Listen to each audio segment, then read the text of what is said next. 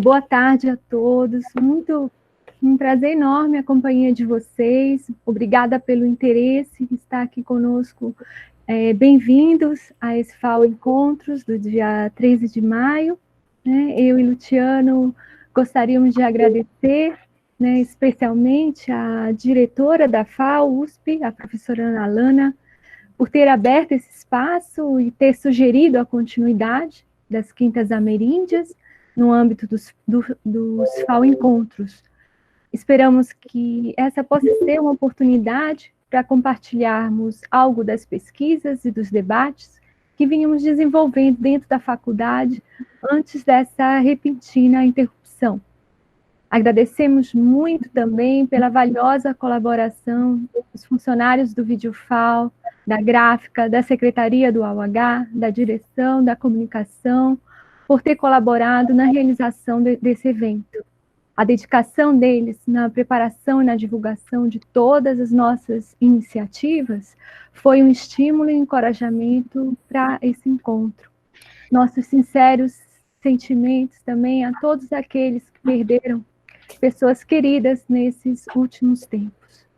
Gostaríamos também ainda de agradecer especialmente ao nosso convidado, Jaider Isbel, por ter aceitado participar deste FAO Encontro. Muito obrigada por ter permitido a continuidade de um projeto pelo qual temos grande apreço, ainda que seja da forma limitada possível, nesse período triste e dramático, excepcional sob todos os aspectos. No semestre passado, tendo em vista também a realização do seminário internacional promovido pela FAO e pelo projeto Jovem Pesquisador FAPESP, Barroco Cifrado, que estava previsto para essa semana de maio, concordamos com os alunos do grupo de estudos Abiyala FAO, um programa de atividades para dar continuidade às iniciativas intituladas justamente Quintas Ameríndias, começadas em 2019. O grupo tem o objetivo de fomentar e divulgar os estudos das culturas artísticas ameríndias no quadro da história da arqueologia, da arte e da arquitetura brasileiras, em perspectiva decolonial, e de criar um espaço de diálogo permanente entre a USP e os indígenas que atuam no contexto cultural contemporâneo, valorizando, assim, uma ecologia de saberes. No ano passado, foi realizada uma exposição do artista rio-grandense Johnny Martins, Xadalu, envolvido com as comunidades Embiá-Guarani da região. A mostra ocupou durante 15 dias o espaço do Salão Caramelo do edifício Vila Nova Artigas e contou com o envolvimento entusiasmado de um grupo numeroso de estudantes de graduação, em diálogo com o jovem guarani Gustavo Ortega, da Tecoá Cuiju, de São Miguel das Missões. Os resultados podem ser vistos na página da FAO, no YouTube, e no blog do Abiyala FAO, na rede. Então, por sugestão de Ana Heloísa Segata, que cultiva com dedicação o estudo da produção artística indígena atual, entramos em contato com Jaider.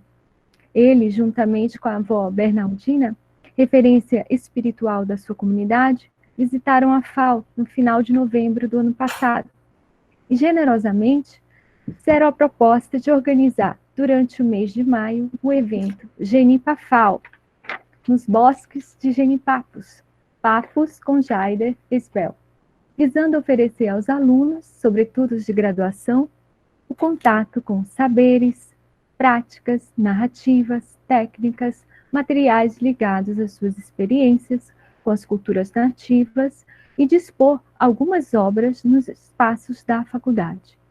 Nas palavras do próprio Jaider, cito, produzir algo político, local, global, ciência, saber milenar indígena, Amazônia, autonomia com enfoque das minhas aulas de língua macuxi.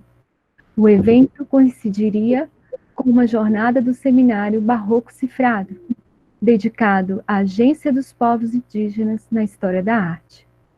Se, infelizmente, a situação nos impede de realizar a proposta no momento, ao menos temos a oportunidade de ouvir de Jaider um depoimento sobre a sua trajetória como artista. Desejamos ardentemente realizar o projeto que ele idealizou para a FAO, assim que possamos voltar a nos encontrar pessoalmente. Te amo. Jaider Esbel é artista, escritor e promotor cultural indígena da etnia Macuxi. Nasceu em Normandia, no estado de Roraima, e viveu até aos 18 anos, onde hoje é a terra indígena Raposa, Serra do Sul. Iniciou a sua atividade artística e literária em Boa Vista, enquanto trabalhava para conseguir estudar. Em 2010, ganhou uma bolsa Funarte de criação literária e lançou no ano de 2012 o seu primeiro livro, Terreiro de Macunaíma, Mitos, Lendas e Histórias em Vivências. Em 2014, foi convidado para expor e dar aulas no Pitzer College, na Califórnia, nos Estados Unidos. É um dos organizadores da manifestação de arte e cultura nativas, Encontro de Todos os Povos, hoje chegando à 4ª edição. Foi coordenador de 2 edições do evento. A de 2014, intitulada Meu Irmão Caraíba, e de 2016, Paisagem Nativa e Diversidade. No mesmo ano, ganhou o Prêmio Pipa Online, importante reconhecimento no campo da arte contemporânea brasileira. Jaider vai falar em primeira pessoa das suas atividades. Cabe aqui destacar seu trabalho e sua relevância como promotor cultural muito ativo na valorização das formas de expressão artística dos nativos, na literatura, na pintura, nas manifestações performáticas e com técnicas audiovisuais, que o tornam uma referência no panorama da arte brasileira da atualidade. A sua leitura de um clássico como Macunaíma, de Mário de Andrade, é uma contribuição de grande significado para a reflexão sobre o Brasil de hoje. Sabemos que precisaremos dela para reconstruirmos o país em ruínas, depois desse longo período de miséria moral e de indigência cultural. Visitando o edifício da FAO, contemplando a arquitetura de Vila Nova Artigas, Jaider nos disse o seguinte: eu só quero aquele paredão, os corações e o ouvido de vocês. Aqui estamos, com nossos corações e ouvidos. Finalmente, agradecemos a presença de todos, em particular os alunos das disciplinas optativas, AUH 339, Artes Ameríndias em Contexto Global, AUH 329, Arte do Renascimento e do Barroco, da obrigatória AUH 152, História e Teorias da Arquitetura 2, monitor Luiz Felipe Nunes, da disciplina de pós-graduação, AUH 5846, Arte e Arquitetura da Época do Renascimento e do Barroco entre Europa e América. E as nossas monitoras, Ana Heloísa Segata e Thaís Montanari, que estão nos acompanhando e apoiando neste semestre e que organizarão e encaminharão as perguntas vindas através do chat após a fala do Jaider. Assim, corações e ouvidos na Galeria Jaider Esbel, em Boa Vista, Roraima, Amazônia Brasileira. Muito obrigada a todos. Obrigada, Jaider.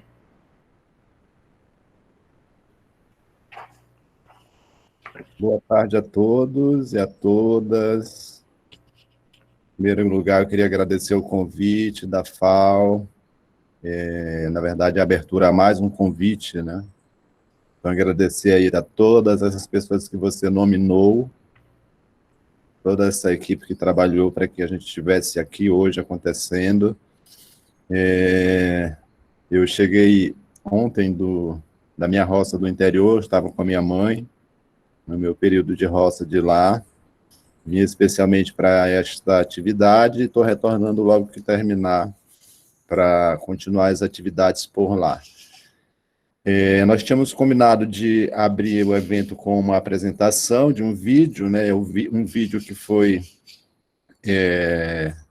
premiado recentemente. Queria dividir essa alegria com vocês também, compartilhar esse vídeo que foi premiado pela segunda vez no Prêmio Pipa, dentro de um programa que eles chamam de Pipa em Casa, onde o Instituto ofereceu a 10 artistas a possibilidade de um auxílio financeiro para manutenção aí do sonho de ser artista e ficar mais tranquilo após o cancelamento de toda a nossa agenda, um problema comum aí para todos os artistas que vivem exclusivamente das suas artes, das suas atividades artísticas, como é o meu caso também, né? Então, vamos abrir o vídeo e espero que a tarde de diálogo seja agradável para todos. Temos aí 100 pessoas conectadas, então uma gratidão enorme aí a todos que estão emprestando aí um pouco da sua atenção, da sua sensibilidade, para ampliar essa rede de escuta, essa rede de troca que se configura cada vez mais forte e firme como a rede da arte indígena contemporânea, né? Ou o sistema AIC, como eu tenho procurado falar no meio do campo acadêmico especialmente. Então, obrigado à professora Renata, professor Giovanni, as monitoras Aninha, e, enfim, todos. Vou botar um vídeo na tela aqui.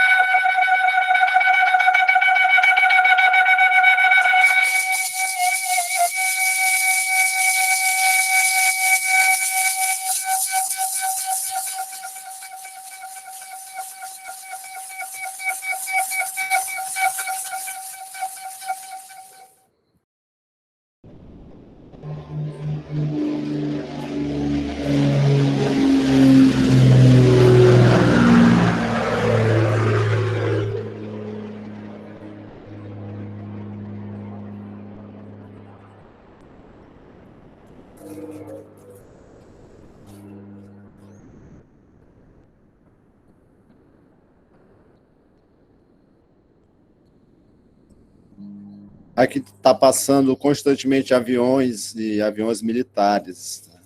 E eu acredito que isso vem para lembrar que nós estamos nitidamente vivendo uma guerra, né? E a imagem de guerra ficou muito marcada com os aviões devido à Segunda Guerra Mundial, né? E muitas leituras que são feitas dessa realidade que nós estamos vivendo, dessa intensificação desses fatos, remete aí à ideia da Terceira Guerra Mundial, né? Então, tem essas leituras desses recortes de referências para nos lembrar a delicadeza desse momento em que a gente vive. Que se a gente quiser ir além, a gente transporta isso para a ideia de uma guerra no mundo espiritual, no campo da espiritualidade, né? Eu não sei qual é a dinâmica do nosso encontro, mas, enfim, a gente começou com um filme, que é um filme que tem esse tema também, foi uma curadoria do Instituto Pipa para provocar os artistas a mostrarem, a compartilharem numa exposição permanente no site do Instituto o que nós estamos fazendo nesses tempos de quarentena enquanto arte, né? Então, eu busquei reunir nesse filme de 3 minutos, que era o tempo máximo que nós tínhamos, um pouco das atividades que eu venho desenvolvendo, né? Então, na candidatura do trabalho, a gente tinha a chance também de explicar esse trabalho em uma lauda, e acho que seria interessante também que eu socializasse com vocês o que eu escrevi em uma lauda para justificar ou para contextualizar o filme. Deixa eu só puxar aqui o arquivo, que aí a gente já consegue também ser mais sucinto nessa contextualização desse trabalho. Marcelo Camacho, que é um parceiro da galeria, que foi também um dos curadores que me ajudaram a formatar esse vídeo. Chegou aqui. Filme Contra a Pandemia, Fazeres em Quarentena, contextualizando a obra. Durante a quarentena, sigo trabalhando em vários projetos simultâneos e interligados. Cumpro o período no meu ateliê em Boa Vista, Roraima. Dessa forma, optei por inscrever com o filme de 3 minutos e mostrar algumas obras e ações que considero relevantes para uma exposição virtual no site do Instituto Pipa. Sou um ativista multimídia autônomo e autóctone. O objetivo também é mostrar em uma única obra, que é o filme, as minhas atuações no campo do audiovisual como diretor, roteirista, produtor e ator. Busco chamar a atenção para a minha atuação como performer, trabalho que tenho desenvolvido por meio de lives no meu perfil no Facebook, nesse período. O trabalho que venho desenvolvendo com meu próprio corpo enquanto plataforma, suporte, transporte, pode ser observado com o alcance do equilíbrio de caminhar sobre o muro, fazendo movimentos, atos, invocações. Sobre andar em cima do muro, busco fazer alusão à ideia de limites de deslocamentos por imposição do novo coronavírus. Nos figurinos, destaco o manto, que é o manto para fazer bebês, que é aquela vestimenta de tecido branco que eu uso. Uma obra em construção que exibe aspectos do meu trabalho pictórico e uma provocação para que artistas indígenas gerem a nova estrutura de seres. Uso também em falas e performance nas lives. A vestimenta de palha é da etnia Parixara. A vestimenta de palha é da entidade Parixara, parte da cosmovisão do meu povo Macuxi. O Parixara, como um bom acessador de mundos, uma espécie de filtro contra inimigos invisíveis. A passagem com a roupa de palha de Buriti, a flauta, o maracá, o amuleto de xamã e o canto destacam minhas práticas espirituais como artista curandor, junção de curador com curandeiro. A placa com a palavra Umirigon, na língua macuxi, significa nossa roça e evidencia meu trabalho pesquisa prática em cultivar uma roça no pátio da galeria, como uma obra de arte, a arte de dar de comer, plantar, colher e servir comida saudável. É um composto integral de um artista indígena vivendo em contexto urbano. A rede colorida é uma instalação chamada...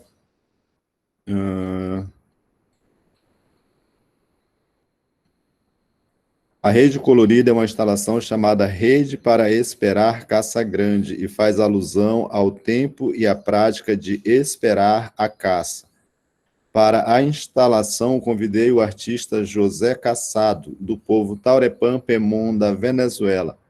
Ela remete às minhas práticas de parceria e apoio a artistas indígenas de comunidades. A rede está sendo elevada paulatinamente para... A rede está sendo elevada paulatinamente para que a onça pintada não alcance o caçador. Ao mesmo tempo que está cada vez mais alta, fica mais perigosa e a espera se torna. A imagem da cobra grande engolindo a família, que é o site específico, é uma obra em processo de acabamento que vem sendo constituída com camadas de pinturas e instalações de escamas com pedaços de espelhos quebrados coletados em lixão. Dessa forma, apresento algumas atividades, obras, processos que venho desenvolvendo nesse período e que acredito dialogam diretamente com a realidade desafiadora que nos submete à pandemia. Sigo trabalhando ativamente nas redes sociais e todo o meu tempo é dedicado integralmente aos fazeres artísticos.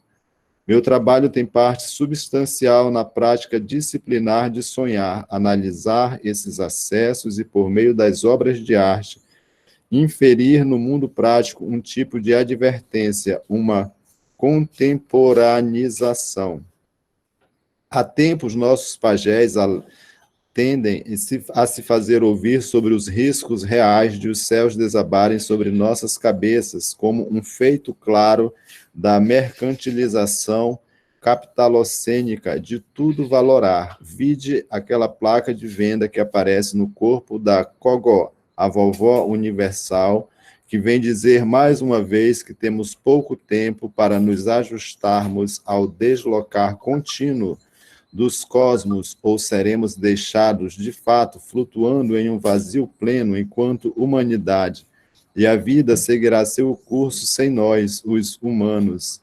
A obra em filme, por fim, acaba sendo mais uma exemplificação de algum caminho viável para o bem viver na Terra, artes práticas úteis a partir de seu locus, interligando-se no mundo por diversas extensões. Então, esse foi o texto que eu escrevi também, obrigado, Marcelo, para acompanhar a obra e apresentar de uma forma mais contextualizada, né? Então, a gente tem aí essa primeira fala visual e literária para a gente ter algum caminho por onde começar. Jaider, muito obrigada pelo vídeo incrível, por você estar aqui hoje conosco. Eu vou passar, já tem uma série de perguntas, eu vou passar primeiramente para Elô e para a Thaís, para que elas já devem ter organizado alguma dessas perguntas que nós vimos no chat. Eu queria citar você mesmo, um trecho seu que eu li e quando nós fizemos o projeto para a FAO, pedindo apoio, né, para a sua iniciativa da exposição, eu coloquei esse trecho que encontrei, né, acho que foi na página da sua galeria. babilônias, né? E também para a gente abrir a discussão, né? Na camada de soterramentos antigos, ditos indígenas estão amassados sob suas memórias e resistir ao terreno provisório antes da volta para casa. Talvez os indígenas tenham essa memória de casa e, olhando para o céu, retornam por teimosia, acreditando que ele não deva cair mais uma vez. Me tocou muito esse trecho, esse texto seu. Então, queria deixar agora com a Ilô, e que a gente possa aprender sempre com vocês essa resistência. Então, Elô e Thaís, conseguem entrar agora? Olá, Jaider, tudo bom? Boa tarde, Ana. Boa tarde, Thaís. Eu queria lançar uma pergunta, assim, para a gente encaminhar e, de repente, gerar mais questionamentos. Queria que você falasse um pouquinho do que é a década da AIC, o que é a arte contemporânea, arte indígena contemporânea. Explica para o pessoal o que é esse movimento e como que isso dialoga, ou se insere ou não se relaciona com o sistema grande de arte institucionalizado que a gente tem correndo aí. Então, Ana, em princípio eu também tenho dito que a década da AIC, ela tem, claro, um parâmetro cronológico para frente, que seria o centenário da obra Macunaíma, O Herói Sem Nenhum Caráter, e então são uma conjunção de números, datas que se coincidem, mas é um momento de uma reflexão profunda e da gente elencar a partir do momento, a partir do lugar que a gente conseguiu alcançar, que tem conseguido alcançar nesse ambiente midiático, fazer uma questão que eu também tenho tentado jogar no mesmo jogo de palavras, que é a justiça das coisas, né?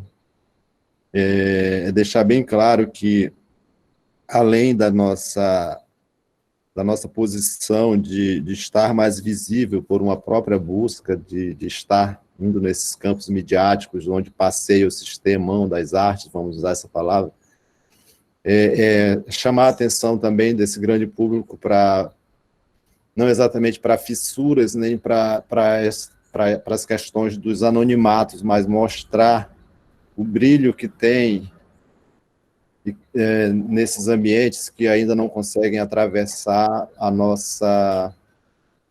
nosso desconhecimento. Por exemplo, eu queria, com muito respeito à família, aos parentes, né, citar a passagem do Feliciano Lana, que foi para o plano espiritual recentemente, vítima da Covid também, que deixou a arte indígena contemporânea aí com uma sensação muito dolorosa de uma perda irreparável, mas, ao mesmo tempo, a gente fica feliz porque ele conseguiu deixar a parte do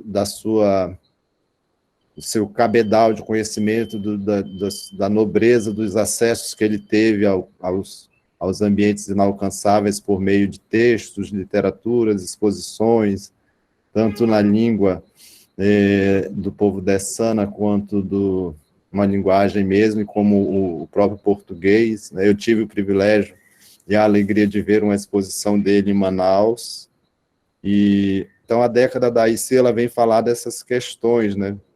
Que são questões que estão muito além dessa mera visualidade ou dessa mera formalização desse formato de curadoria, exposição e interlocutor, mas falar dessas pessoas, quem foram, quem são, quem serão, como é que faz. Então, é um momento onde a gente deva, especialmente, escutar, né? Escutar a voz das comunidades que sempre quiseram falar por meio dos seus expoentes, né? Que são esses guerreiros, essas guerreiras que conseguem atravessar esses mundos, essas camadas de floresta ou de ausência de floresta, e vir fazer alguns passeios muito rápidos por essa cena urbana, essa cena contemporânea, e falar desse ambiente que não tem tempo, né? Desse atravessamento de mundo, e também levantar questões sobre a forma de lidar com essa questão que é universal, que ela é global, universal, enfim, que é a ideia de morte, a passagem, a ideia de fim de vida, e para onde vão as coisas depois que a pessoa deixa de viver entre os humanos, entre o mundo, né? Então,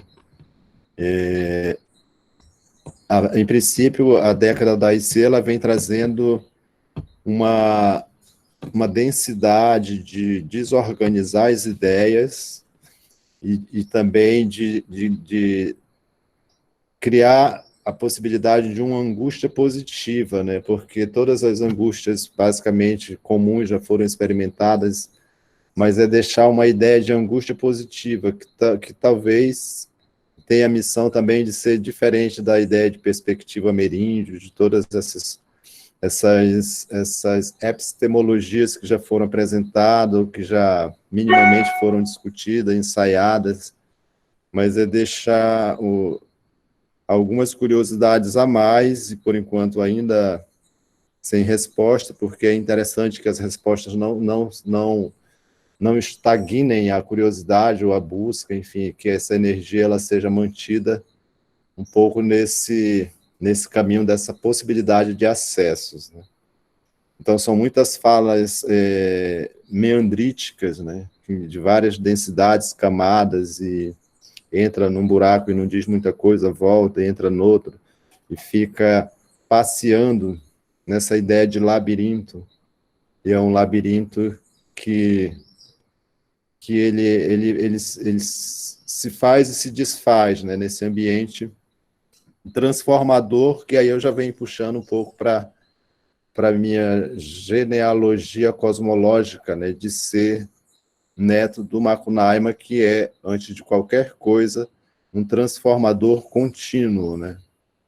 Então, eu acho que isso tem totalmente uma interferência direta sobre o meu trabalho, sobre a forma de ver o mundo e acreditar no ato contínuo das coisas como uma transformação contínua. Sendo assim, a própria ideia da morte, do fim, entra no ciclo contínuo da transformação, e tudo que vai e volta, e independente do espaço temporal, essas questões todas. Estou vendo ali a Dayara Tucano, está na tela aqui também. Boa tarde, todo mundo. Estamos com 110 pessoas conectadas, e então é um pouco isso. A década da AIC é uma provocação e é um convite também para que as pessoas, os agentes, os artistas, enfim, se envolvam. E dentro dessa década da AIC, eu tenho lançado outras provocações também, que é fazer o lançamento das galerias de arte nas comunidades, tanto a partir daqui da minha região, dos meus mais próximos, até fazer essa provocação por onde eu for passando, ou por onde essas vozes estiverem sendo reverberadas, né? Porque a gente acredita muito nesse ambiente, num ambiente psicológico, vamos dizer assim. Você chega numa comunidade e você já é visto com muita curiosidade por ser um estranho, e aí você se apresenta como um artista, que os parentes, obviamente, não vão saber o que significa, e você ainda chega dizendo, não, eu vim instalar uma galeria, eu vim instalar um museu, depois você simplesmente vai embora, e aí fica esse questionamento no ar: quem é esse rapaz, quem é essa pessoa, quem é essa figura, o que é ser artista, o que é galeria. Ele disse que instalou alguma coisa por aqui, mas eu não estou vendo. E aí essa energia provocativa, ela fica lá entre os que ficaram, e a gente busca imaginar, mas não controlar exatamente no que isso pode dar, né?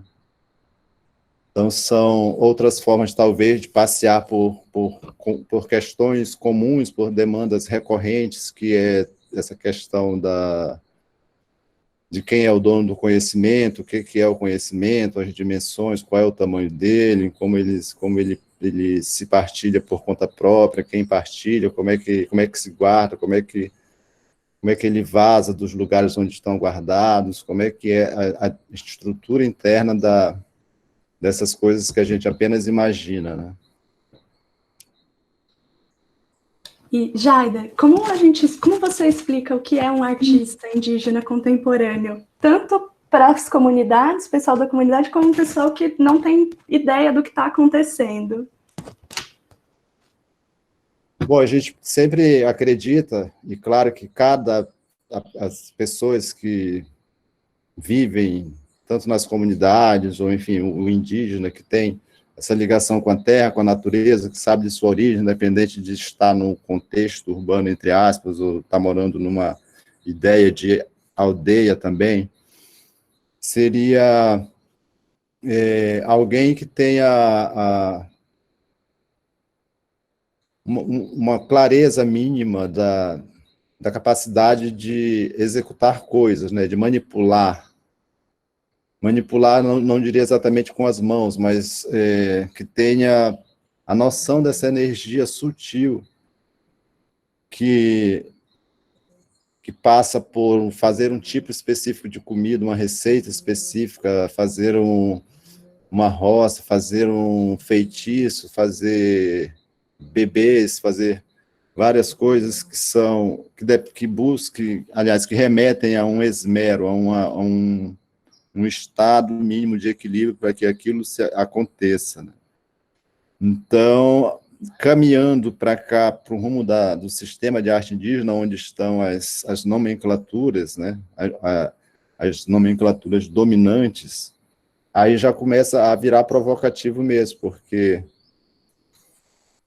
aí eu puxo uma fala minha lá de trás também, que eu digo que a arte ela serve para tudo. A arte, basicamente, é a vida, né? A arte é a vida, porque eu digo assim, a arte é criatividade.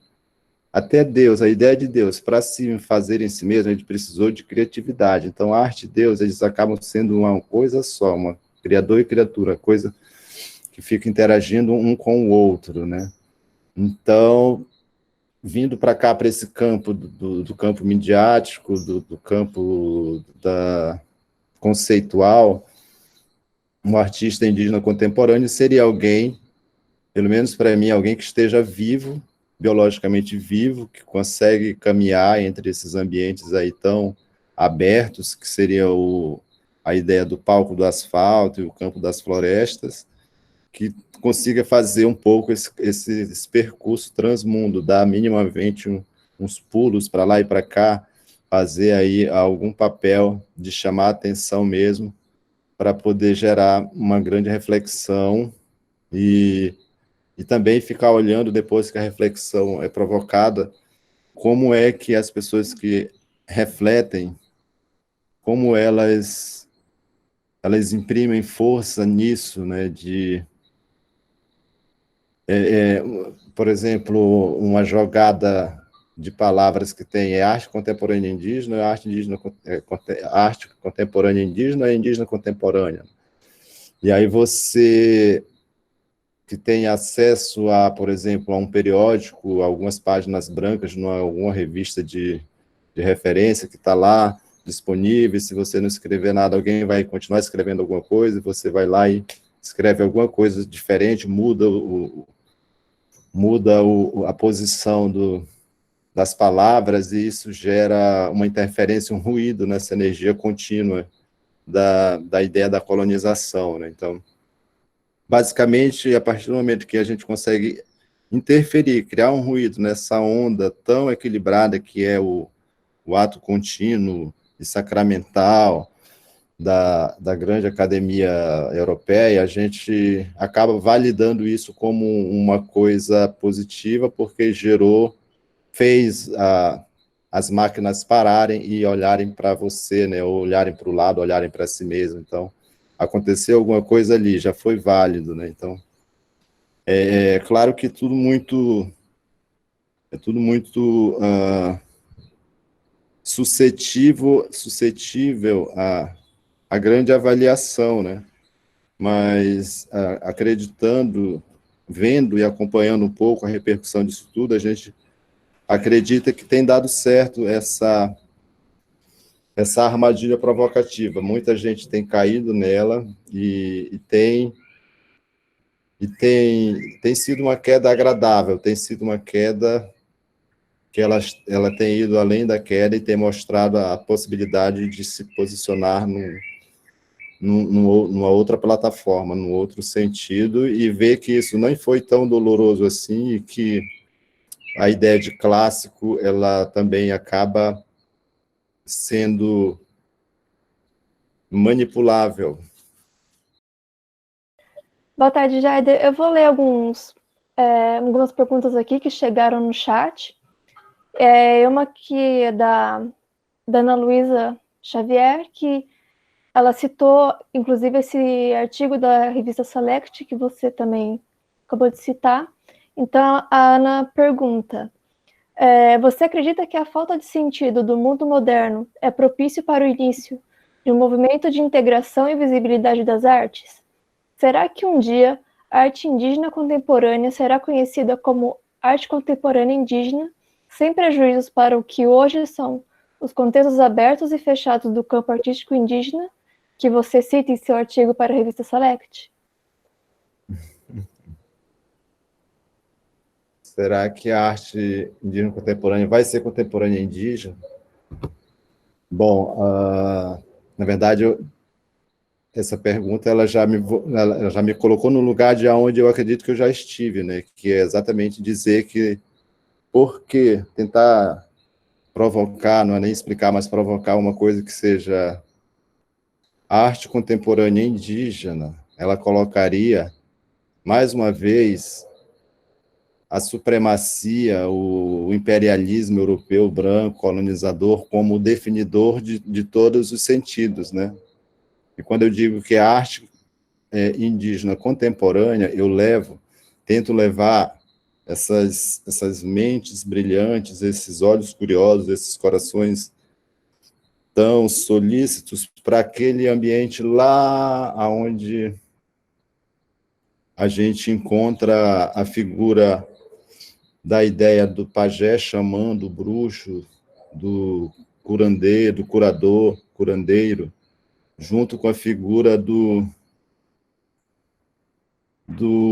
ilusionista, do ilustrador, da pessoa que faz a tradução de mundos, né?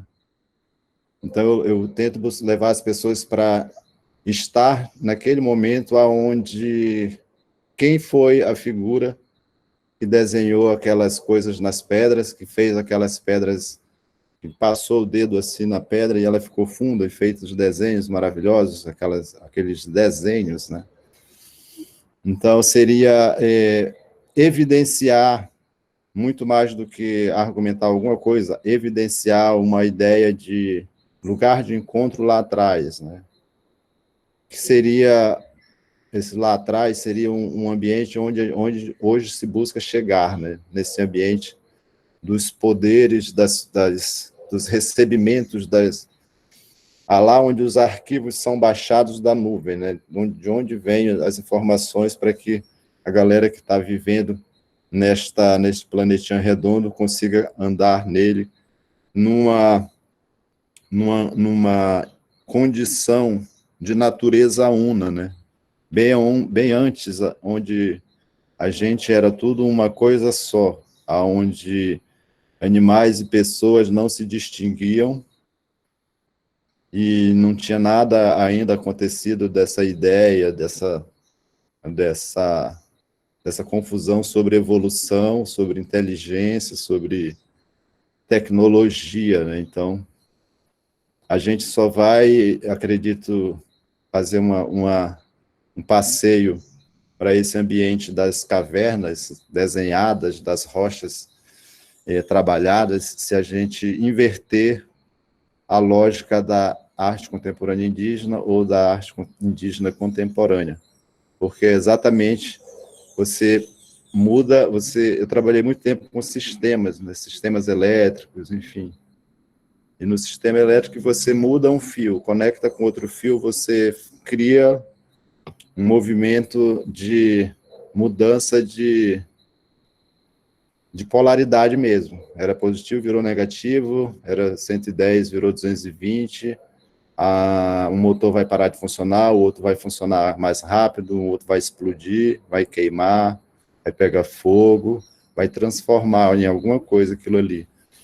Então, é um pouco disso, e eu me sinto bem confortável no ambiente onde eu estou, de ser um artista provocador mesmo. Eu não estou, de fato, preocupado se as minhas palavras vão ter uma validade acadêmica, se vai ser criticada pelo Conselho de Ética de algum lugar, porque eu não sou um pesquisador acadêmico, não pretendo ser, embora as coisas que eu falo, que escrevo por ali, elas acabam vazando para dentro desse ambiente grande, que é essa grande bacia sedenta, e que é esse redemoinho sem fundo, que é a academia, né? Academia formalizada mesmo.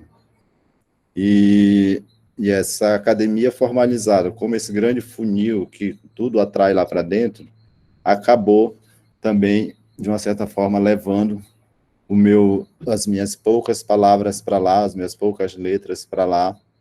E eu acho que isso já é um grande feito, porque já tem valido a pena eu ter sido educado à base de palmatória pela minha própria mãe, para aprender minimamente o português, para tentar fazer alguma coisa que naquela época acho que nem ela entendia direito o que estava fazendo, mas que era preciso, de algum modo. Então, isso mostra também uma ruptura no meu sistema de vida, quando eu sou impedido de ficar fazendo farinha, plantando roça e cuidando das coisas da vida com a parte da minha família que é falante macuxi. Eu sou apartado daí, abruptamente, com um bezerro sendo desmamado e sendo colocado em outro curral. Foi para fazer um pouco esse passeio por esse mundo e encontrar um mundo onde as pessoas escrevem arte contemporânea indígena e dizer, não, talvez não seja isso, talvez seja contemporânea indígena, porque eu venho de um lugar onde as coisas são diferentes, lá os caminhos dão para outro canto, né?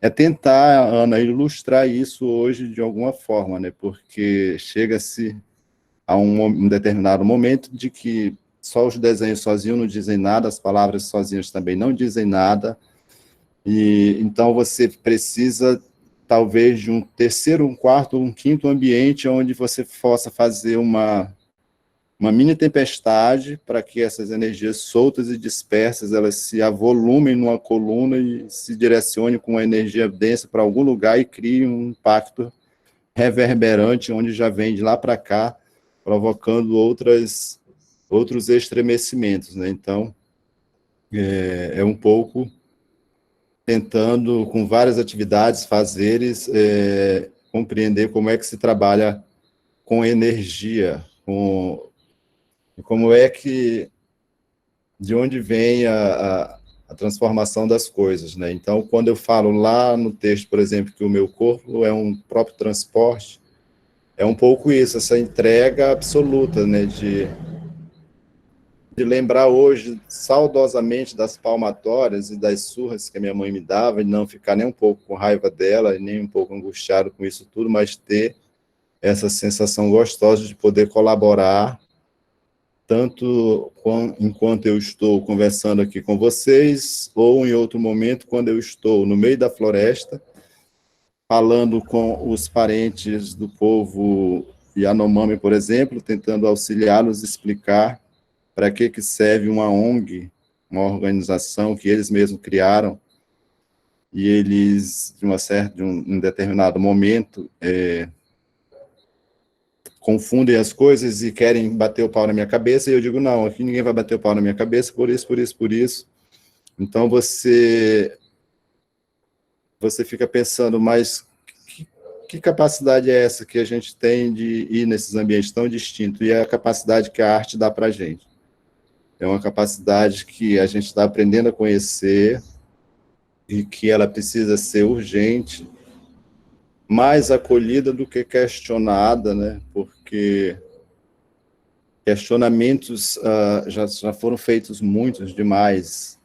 Eu acho que um pouco a expectativa que a gente tem de que essas demandas todas que a gente já começou a falar, que o Ailton já vem falando muito bem, fazendo, exemplificando há muito tempo, e então é só isso mesmo, é uma geração que acaba pegando nas mãos e tendo a noção, ou pelo menos buscando ter a noção das responsabilidades desses fluxos de mundos, dessas figuras distintas que ainda aparecem, o xamã de um lado, o artista do outro lado, então, ou o paciente de um lado e o médico do outro lado, enfim, buscar essas tecnologias que existem, essas energias nesses ambientes e somar isso tudo num pacote único, né? E aí a gente vai, talvez, estar sonhando com uma ideia de decolonização, uma coisa muito longe, ou talvez pensando mais uma vez que nós estamos de novo num mundo único, num mundo só, num mundo esférico, pequeno, que é o planeta Terra, e que a gente está de novo no mesmo barco, e que o céu vai cair na cabeça de todo mundo, já está caindo, em alguns como se fosse a primeira vez, os povos indígenas que estão em batalha desde sempre, ou entre os brancos, ou entre eles mesmos, lidar com isso tem sido muito tranquilo para muitos, né? E ao mesmo tempo em que foram alcançados, laçados pelo cristianismo, enfim, por essa ideia de Deus monoteísta, essas dores também têm aumentado cada vez mais, essa angústia e essa depressão, né?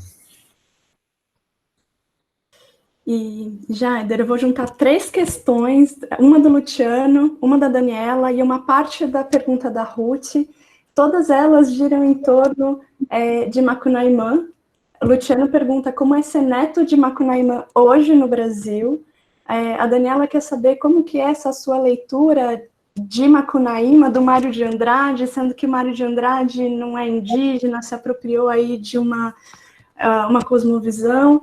E a Ruth quer saber das suas inspirações artísticas e, em alguma medida, eu acho que isso tudo dialoga com uma parte, pelo menos, das suas inspirações.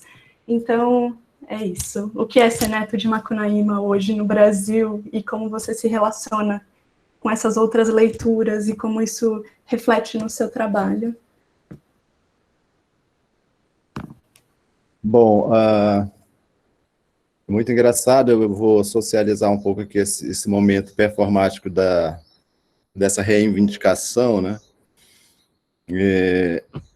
Eu cresci muito próximo do movimento indígena, a minha vida toda, até onde eu me lembro, minha vida biológica, ela vem muito marcada por essa violência, um grito de violência.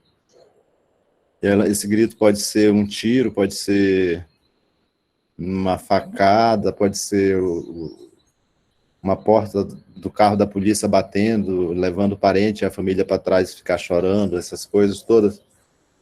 E outro grito que é dos próprios parentes dizendo Macunaíma vivo até o último índio, né? Macunaíma vivo até o último índio. Então esse é um grito de guerra aqui nosso, dos movimentos e tal, que uma hora, quando as coisas estão minimamente em ordem, o Macunaíma ele se recolhe na ideia de invisibilidade, fica apenas no vento passando, enfim, na chuva que vai vir, que Macunaíma vai mandar, essas coisas todas, e depois, quando o bicho pega, quando a violência se acirra, grita-se de novo Macunaíma vivo até o último índio, né?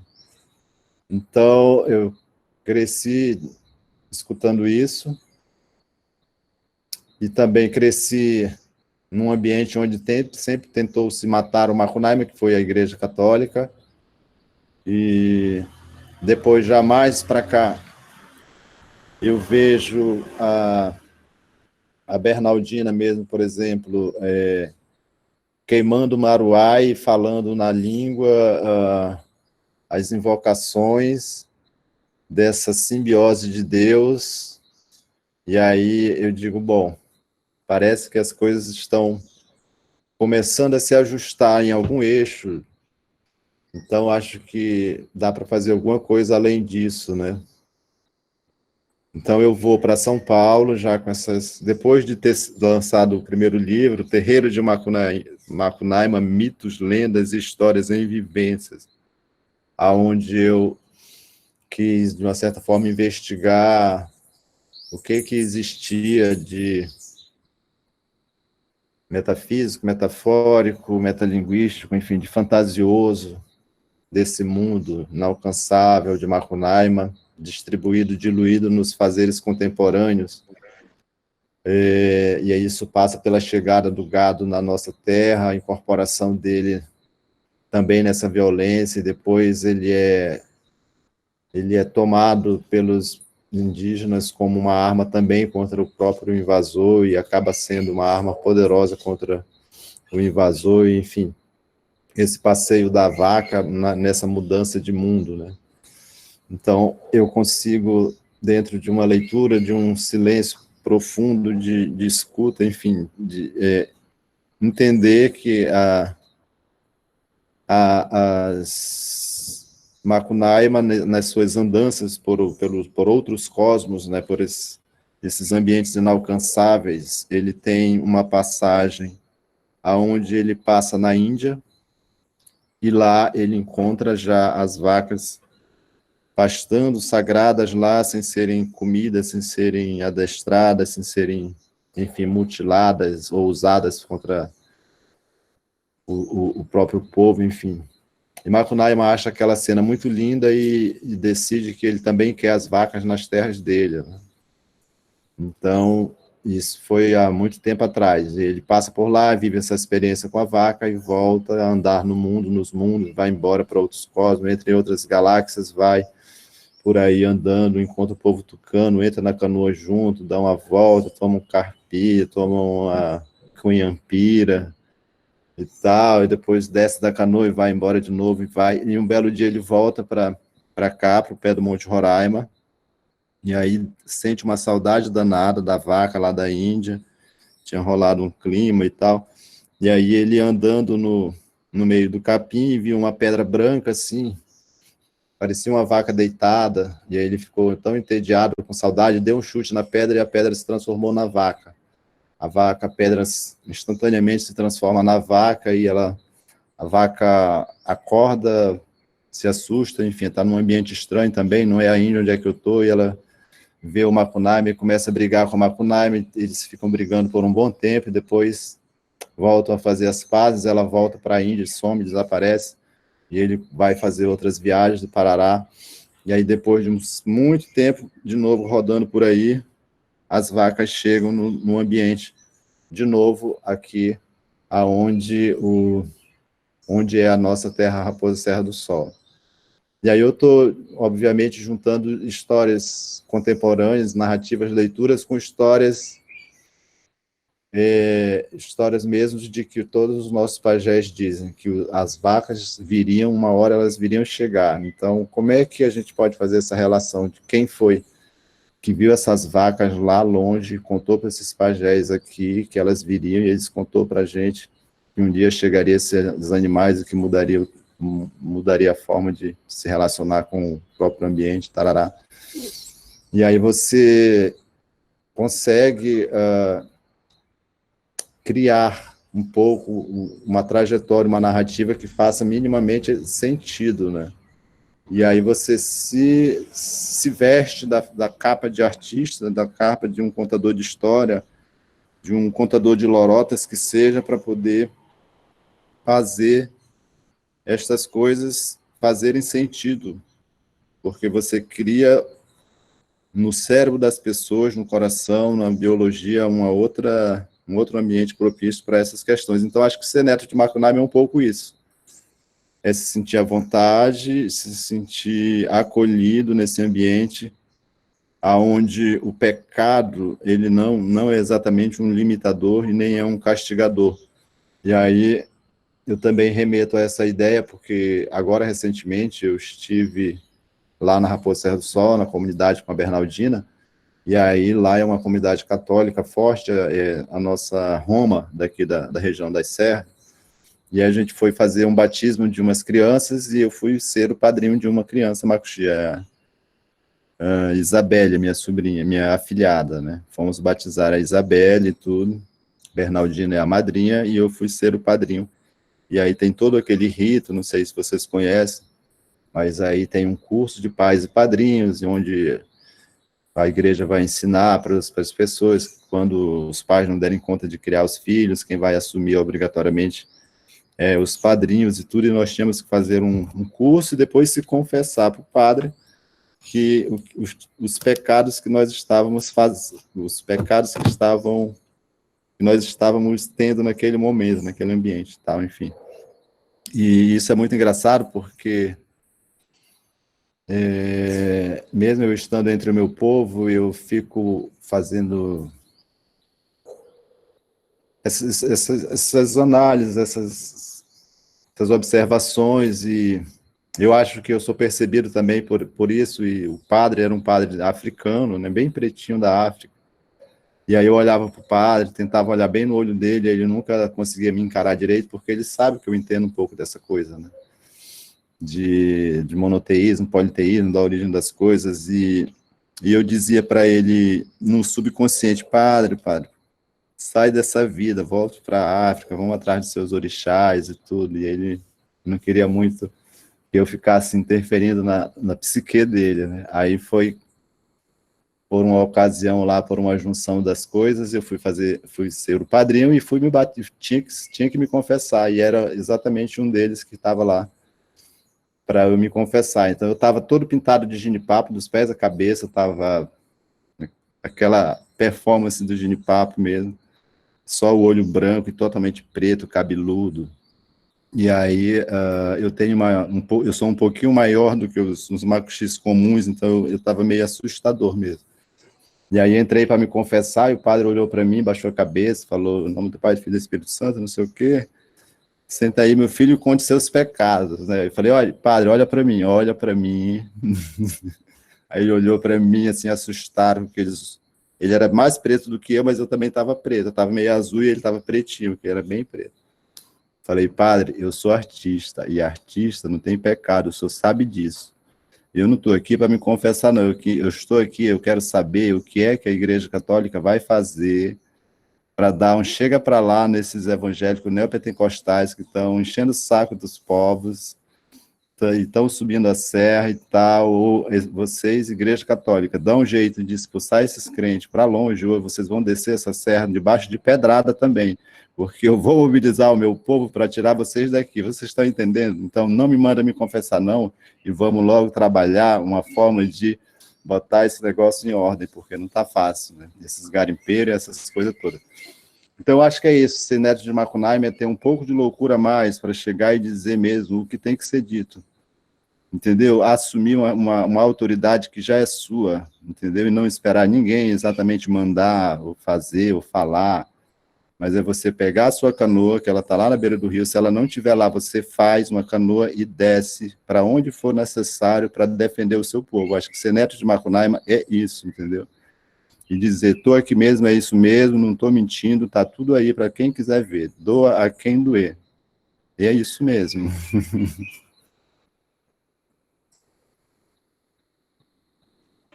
Não sei se contemplou todas as passagens. Tem mais uma pergunta aqui do professor Hugo Segawa. Ele está perguntando se você poderia aprofundar um pouco o sentido de galeria na aldeia e a sua recepção pela comunidade. E como se entende o significado desse lugar para a cultura indígena. E o professor Luciano também perguntou se ao final seria possível a gente dar um giro pela sua galeria. Ah, sim. Então, eu comecei basicamente com essa provocação com a comunidade do Maturuca, né? Lá tem, além da própria Bernardina, tem o Charles Gabriel, que é o meu irmão, e também professor da língua, e tem várias habilidades manuais, como trançados, enfim, e também pinta em acrílico, e tem também o artista Welles Clésio, que são artistas que ilustraram as cartilhas do movimento indígena desde criança, desde muito cedo, pela habilidade do desenho que eles têm, eles são convocados para fazer os desenhos ilustrativos das cartilhas, né? Então, essa questão toda sempre não diria que me incomodou, mas me estimulou muito a pensar e provocar também exatamente uma reflexão no nosso próprio povo sobre o sentido da palavra arte a partir do seu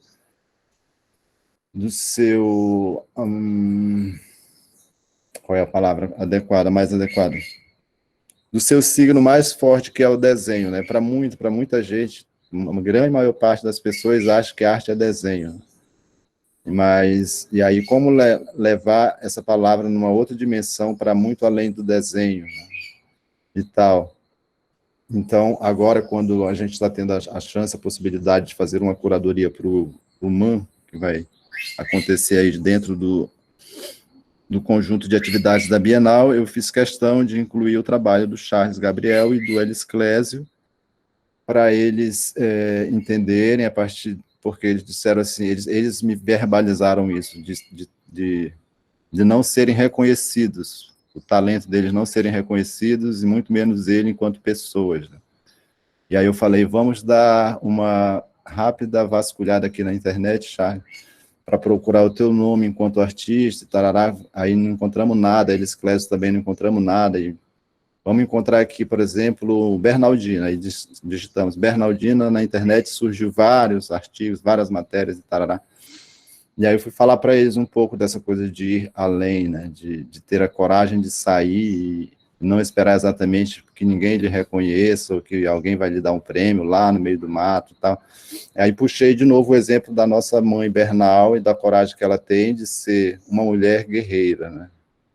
De ela entender de tudo isso, de tudo que ela faz, de todo o carinho que ela trata todo mundo, a comunidade inteira, e ela não espera exatamente um reconhecimento ou de que alguém vai lhe ajudar ou lhe dar um pedaço de carne ou um saco de farinha, porque as pessoas, embora saibam que ela é uma mulher viúva, que vive praticamente sozinha, se ela não cuidar dela mesma, ela fica abandonada, né, na prática. Então, se utilizar mais uma vez dessa linguagem midiática, de abertura de mundos e busca de parceiros, e dessa cultura política macuxi mesmo, de ir e fazer as coisas acontecerem, e além de fazer acontecer, ainda fazer um pouco a disseminação dos seus próprios valores, e puxar a atenção para aquele Monte Roraima lá, que é aquela árvore gigantesca que foi cortada, que até hoje tem lá o tronco petrificado e tudo, e mais uma vez a gente se indagar se o fato de a gente estar ou ser macuxi, junto com o Apixana, Taurepã, morando por muito tempo aqui nessas imediações, faz da gente um povo abençoado ou um povo amaldiçoado, né? Porque a gente que tem acesso um pouco a leituras e culturas, vê que muitas culturas reivindicam uma tal de uma árvore de todos os saberes, de todas as coisas, mas nós temos a bendito tronco da árvore lá, petrificado, está no nosso quintal, e isso muda um pouco o sentido da argumentação das coisas, e quando você se permite a olhar além, um pouco mais alto, como se você fosse um drone, você sobe um pouco ali naquela paisagem, você vê várias outras árvores também petrificadas, com os seus troncos já mais erodidos, de épocas bem mais antigas, e você começa a se perguntar, quem foram esses outros povos, quem foi essa galera que viveu, que cortou essas árvores, e que agora já estão mais para lá ou mais para cá, e que a gente não tem ainda a condição de alcançá-los, né? Então, aí volto de novo para aquela pergunta, acho que a arte indígena contemporânea ela não tem a pretensão nenhuma, além de dizer, de convidar a um olhar multidirecional, né?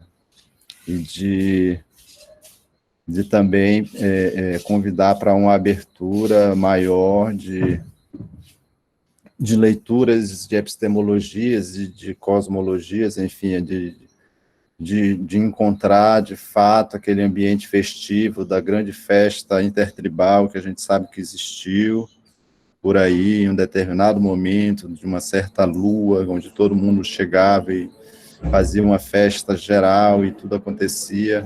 Depois ia todo mundo para sua casa, cheio de trocas e felicidades, né?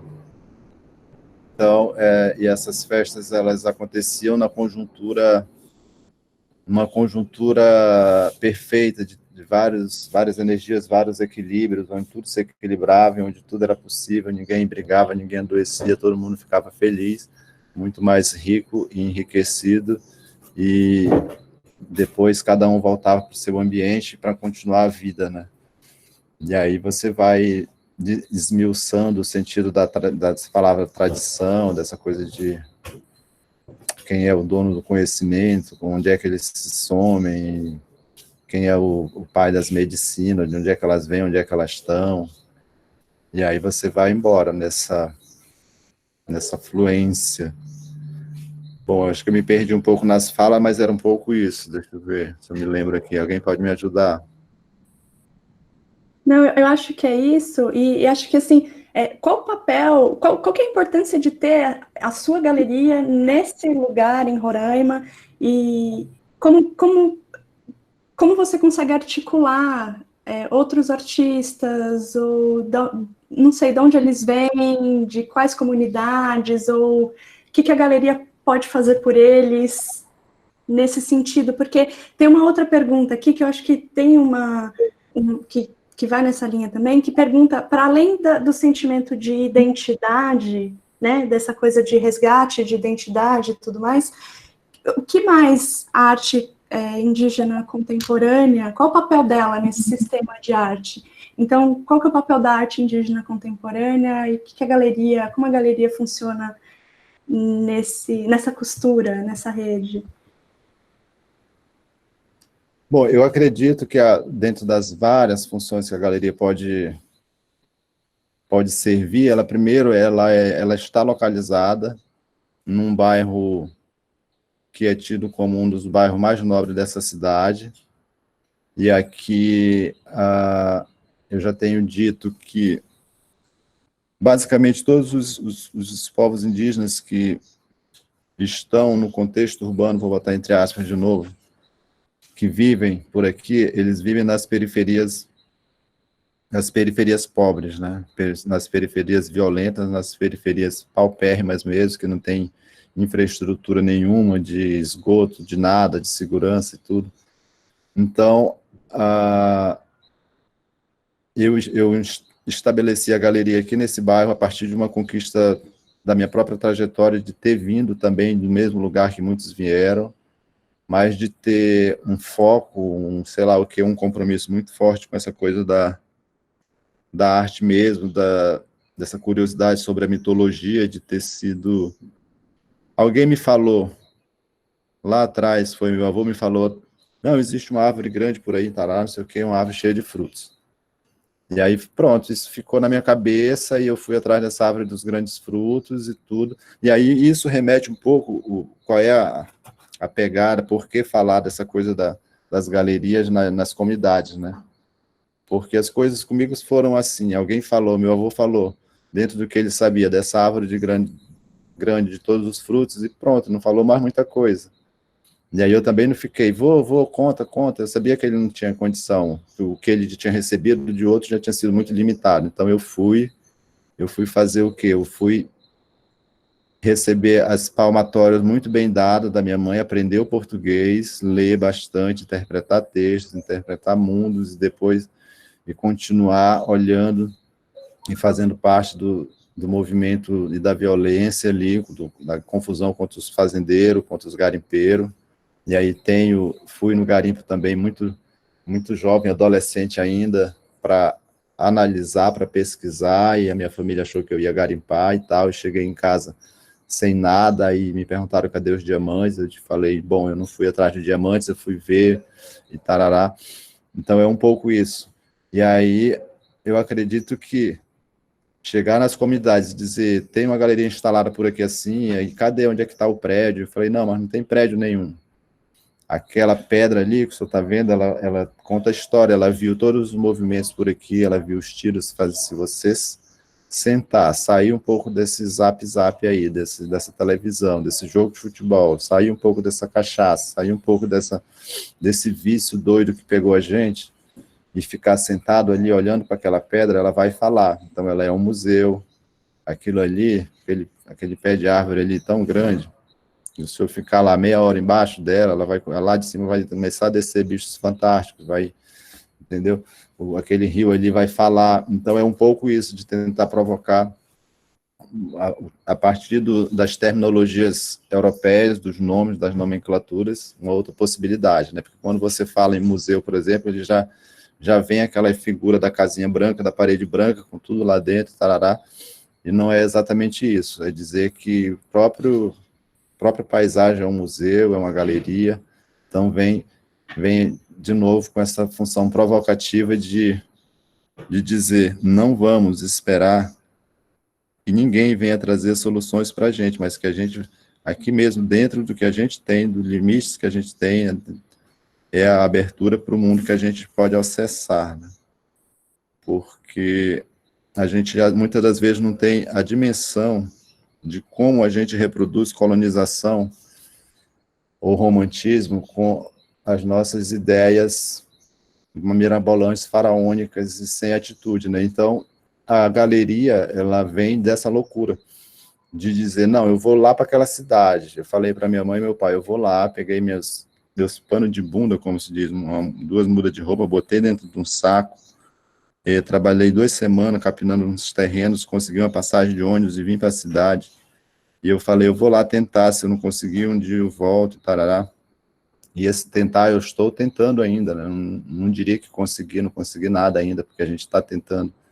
Mas nós temos isso, nós temos essa conquista de estabelecer aqui uma casa nesse bairro e depois dizer que é uma galeria, mas não é uma galeria assim, tipo aquelas da Europa, né? Essa de São Paulo, é a minha casa que eu abri, onde eu tenho uma mesa, passei 10 anos numa mesa velha improvisada e ela está até hoje aqui, onde eu trabalho as pinturas que ganham o mundo por aí, são feitas aqui, aí não tem nenhuma instalação especial, nem nada e tudo, mas é um espaço próprio, autônomo, né? Eu tenho a autonomia disso, então isso é fundamental.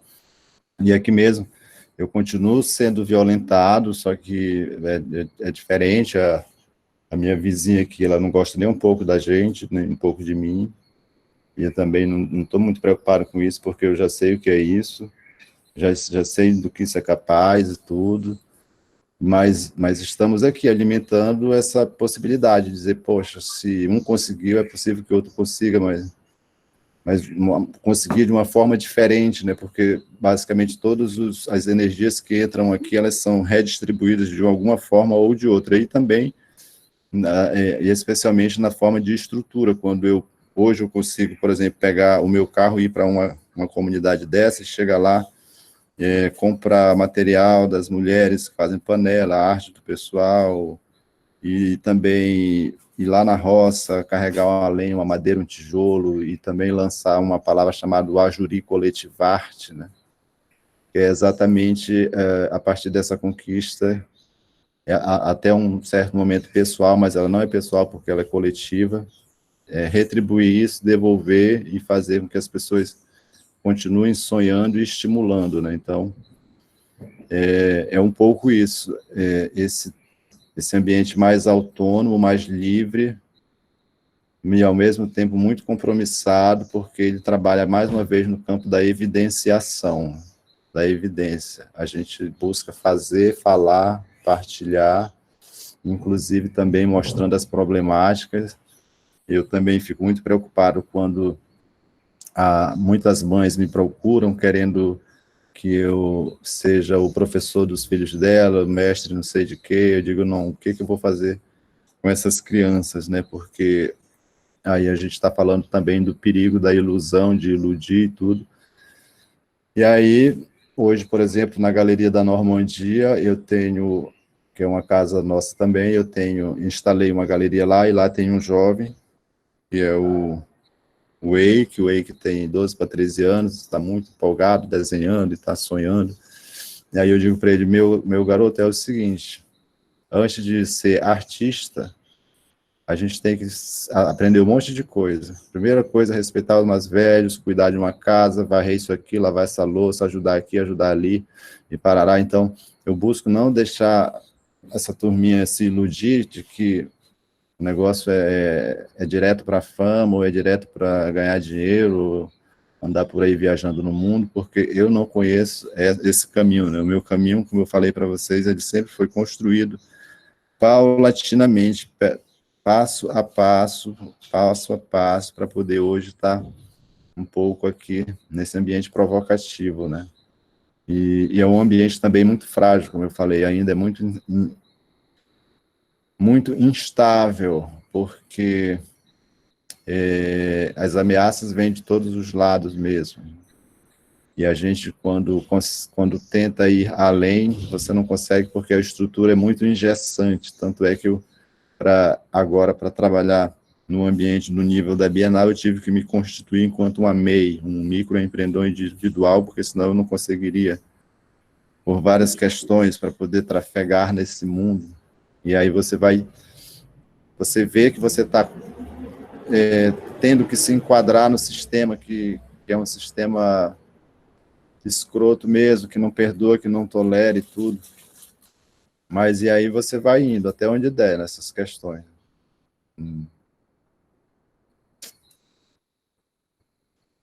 Jaider, sobre o vídeo que você passou no início, a professora Miriam Salomão, ela gostaria de saber se o texto Vende-se, que está próximo à cabeça da serpente, que é o muro da sua galeria, né?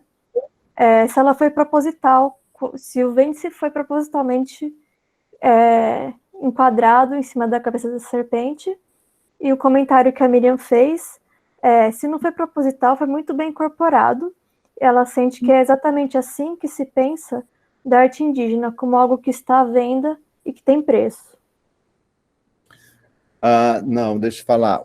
A palavra vende-se ali é porque o terreno do lado está à venda.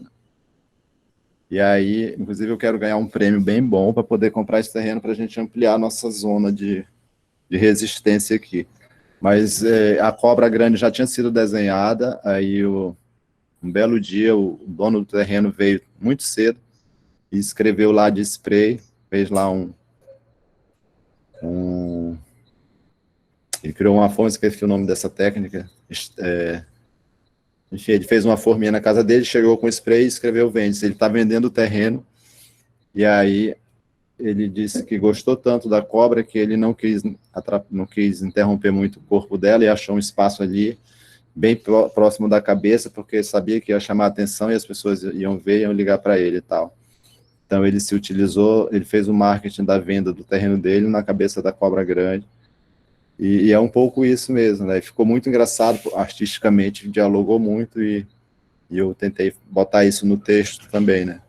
Aí eu falei para ele, liguei como um cliente normal, falei, e aí, tá vendendo o terreno, quanto é que é e tal? Aí ele falou o preço, e aí eu falei, não, porque eu sou o Jair e tal, você que fez aquela cobra, achei maravilhosa e tal. Aí eu não queria atrapalhar, não queria estragar a arte, ainda queria me aproveitar e botei bem perto da cabeça, não tem problema não, né? Eu falei, bom, tem não. Aí, como eu sou um artista e não costumo desperdiçar as coisas, aproveitei a deixa para fazer a composição, né? E aí é isso, aquele terreno custa 300 mil, e aí é isso, se rolar algum prêmio por aí, que Deus ajude, os deuses ajudem, a gente vai comprar esse terreno aí para fazer umas malocas, mais malocas mesmo, para deixar o povo aqui do bairro mais preocupado com as fumaças das fogueiras.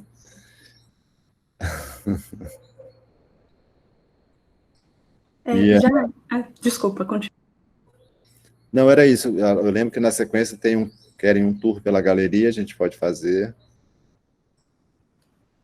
Tem um tour, e tem uma pergunta da professora Ilana, que a gente queria passar para você, Ilana Goldstein, pesquisadora de Sistema de Arte Indígena Contemporânea. Ela pergunta assim: Jaider, você mencionou uma curadoria no MAN dentro da Bienal. A Pinacoteca está preparando uma exposição de artistas indígenas com curadoria da Naine Terena. O MASP contratou Sandra Benites como curadora para uma futura exposição de arte indígena.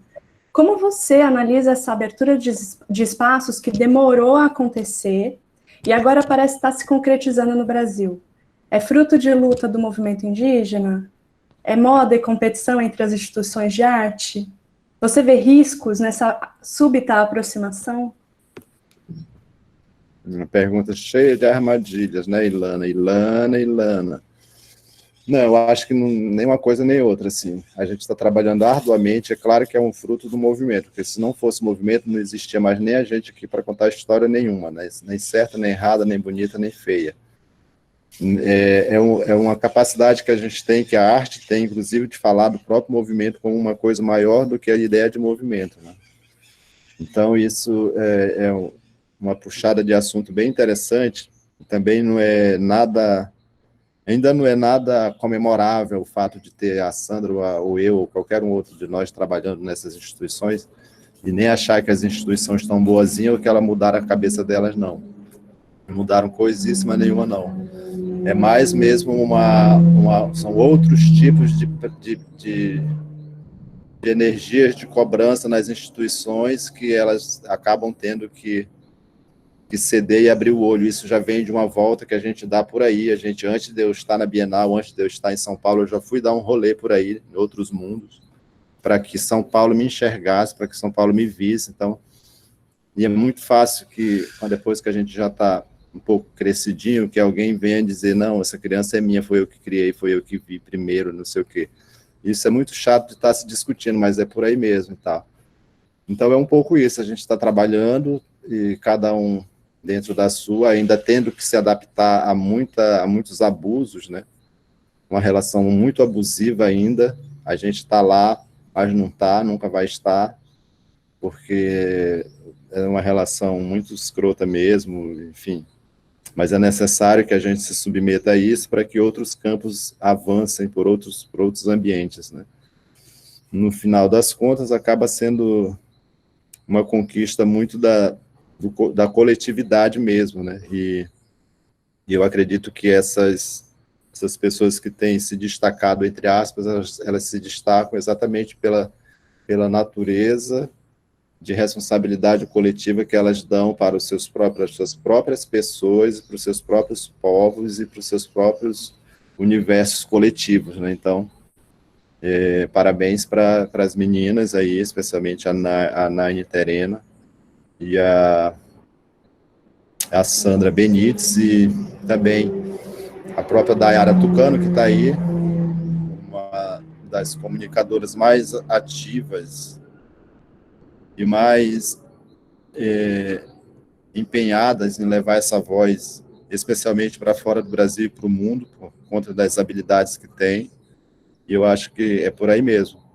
É onde os artistas, com essa consciência que eu tenho tentado falar lá no início, eles fazem e buscam toda a diferença até chegar exatamente numa condição mais propícia para se fazer a grande escuta que eu tenho falado, que é a década da AIC, né? Onde a gente sai de cena e deixa que a comunidade assuma as críticas e que assuma outros alcances disso tudo, né? Então, isso que a gente está vivendo ainda não está escrito em lugar nenhum. Nós estamos convidando pessoas a escrever com outras letras, fazendo outras leituras, viu, dona Ilana, para que a gente se auxilie nessa compreensão aí, nesse ambiente muito propício ao novo.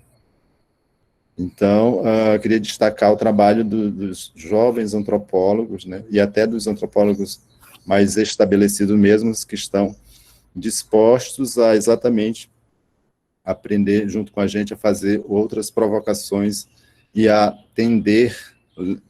aprendermos junto a tendenciar o pensamento das pessoas para uma coisa menos maliciosa e muito mais saudável mesmo. Então, é isso. Se as instituições vão estar competindo entre si, é bom, porque, enfim, talvez a competição, ela, de uma certa forma, é boa. A gente é muito competitivo, né? Os povos indígenas são muito competitivos também. E eu acho que acaba que não é tão mal assim. Professor Luciano, ele perguntou se você poderia comentar sobre a exposição itinerante It Was Amazon. Então, a exposição It Was Amazon é o primeiro trabalho que eu comecei a trabalhar no fundo preto mesmo, quando estava chegando muito claramente essas mensagens catastróficas, né? Isso foi em 2016. Eu tinha me demitido, de fato, do meu serviço público, eu era concursado, eu tinha voltado dos Estados Unidos, não consegui retornar para a minha empresa, já fiquei trabalhando direto no Encontro de Todos os Povos, fazendo aquele estudo de dimensão, de pluralidade, tudo, e aí depois entendi e senti que eu precisava ampliar a minha caminhada aqui no Brasil, e aí foi quando eu criei a exposição Era Uma Vez a Amazônia, e decidi sair. Em 2016, eu fui lá na empresa, pedi minhas contas, comprei minha passagem, botei a exposição debaixo do braço e falei, vou dar uma caminhada no mundo do Brasil. Então, eu escolhi entrar pelo Maranhão, que é um estado que tem uma relação direta com Roraima, histórica, né?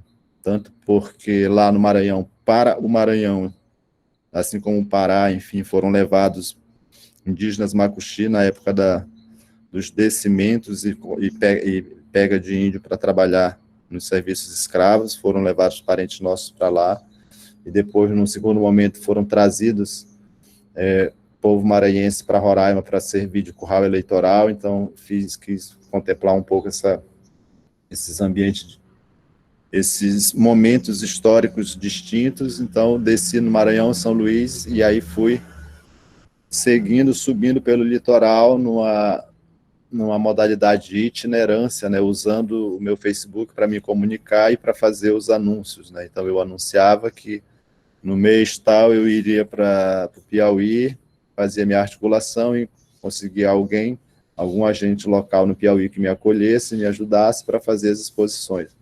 Então, nessa ida, fiquei 6 meses, de junho a dezembro, eu fui subindo o litoral, entrando um pouco para dentro do território, tendo contato com vários povos indígenas, vários quilombos, várias realidades e tudo, para conhecer, de fato, um pouco esse Brasil, até chegar em São Paulo, na 32ª Bienal, na 30ª Bienal, onde estava tendo o trabalho do Ailton Krenak com o Bené Fontelli, e aí também eu fechei o ano de 2016 com a exposição lá na Bienal, dentro de um ciclo de atividades chamado Ideias para Adiar o Fim do Mundo, né?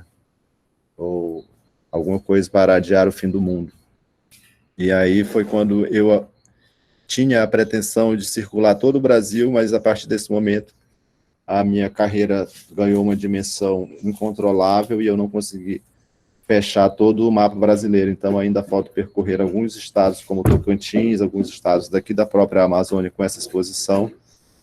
E aí ela também agora ela caminha por conta própria, ela está com várias pessoas na Europa que se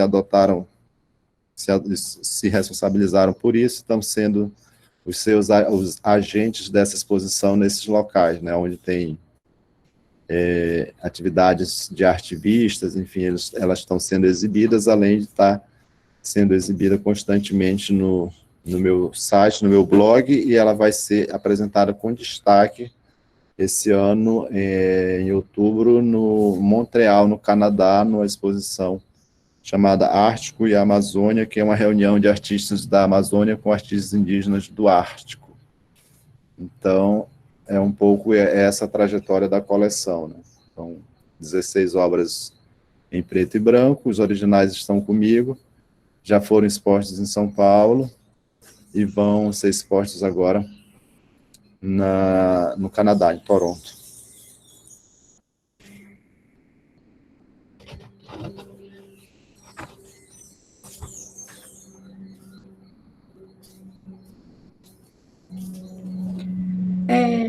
Será que dá tempo de mais uma pergunta ou será que é melhor a gente seguir para o giro, dado o adiantado da hora? A gente tem 20 minutos ainda. Vamos lá, mais uma perguntinha. Mais uma perguntinha? Tem uma pergunta sobre o genipapo. Os professores perguntaram sobre o uso ritual do genipapo.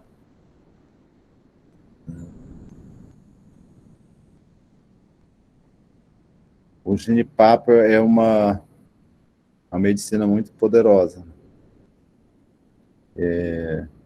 Sei muito pouco sobre o genipapo, estou experimentando conhecer agora na prática, né? Então, são usados para vários ritos, várias curas. Então, você faz desde uma bebida leve para comemorar um suco, come a fruta propriamente dita, até um trabalho de dieta profunda, onde você faz a pintura sistematizada de genipapo dos pés à cabeça, e aí você entra aí num ambiente muito sutil vamos usar essa palavra, de dimensão genética mesmo, na genética do espírito, da tua genealogia, e vai embora para esses ambientes, né? E aí você também pode tomar o sumo do genipapo, e você faz também uma limpeza interna muito, muito profunda, muito densa, de uma dimensão muito sutil, muito aguçada, né? E é isso, o genipapo é são um grupo de pajés, de vovós antigas, que se distribuem em várias famílias, igual os humanos, como se fosse um clã para cá, um clã para ali, a tribo é grande, enfim, são várias espécies se distribuindo em várias regiões, e aí cada povo se utiliza da forma que consegue trabalhar, né? Então, nós, Macuxi, a gente pinta o genipapo basicamente também para guerra, para movimento, para confusão, para curar muitas feridas do intestino e feridas da alma, da colonização também. Então, a gente precisaria aí de um conjunto de especialistas para falar só dos genipapos, né? Então, são várias formas de trabalhar o genipapo. E aí aquela performance que a gente provocou, né, que é a luva de genipapo, que a própria Ana Segato fez, é muito interessante. E aí também, quando eu me pinto totalmente de genipapo e passo a caminhar entre o meu próprio povo, foi uma forma também de experimentar uma autoprovocação, né, porque uma coisa é eu sair para São Paulo e fazer as pessoas pintarem a mão e andar por lá. E outra coisa é eu mesmo pintar e andar entre o meu próprio povo. E foi muito revelador, porque eu senti também vários aspectos da colonização e as suas dimensões, né? Desde alguns me acharem horrível, horripilante, amedrontador, até alguns me acharem muito lindos e dizerem: parabéns, muito bem, é isso mesmo, nossos antepassados faziam isso para ficar com a pele limpa e bonita.